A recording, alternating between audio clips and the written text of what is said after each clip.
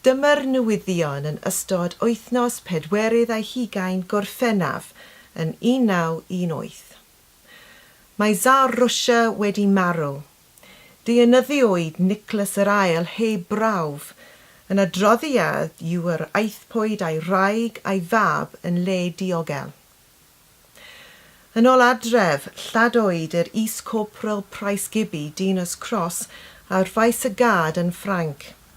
Roedd yn 22 ac yn gweithio yn Banc Lloyds yn Llandeilo.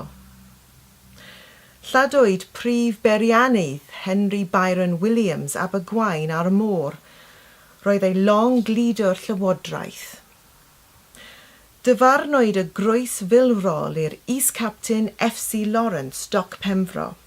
Mewn datganiad, dywedodd y swyddfa ryfel. During an enemy attack, he rallied and reorganized his men under most difficult conditions, led them forward against greatly superior numbers, and drove the enemy back. He set a magnificent example of coolness and courage. Mae nifer o fywyduriaid o Serbia yn dod i Dreletert yn ystod mis Awst i gynorthwyo gyda'r cynheuaf. Byddant ag gwesillar ar y tir comin ac yn aros hyd ddiwedd Medi. Cyfedd pobl hyn anodd prynu jam yn lleol.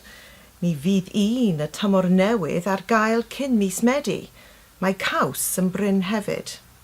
Dyna fe am nawr. Hwyl.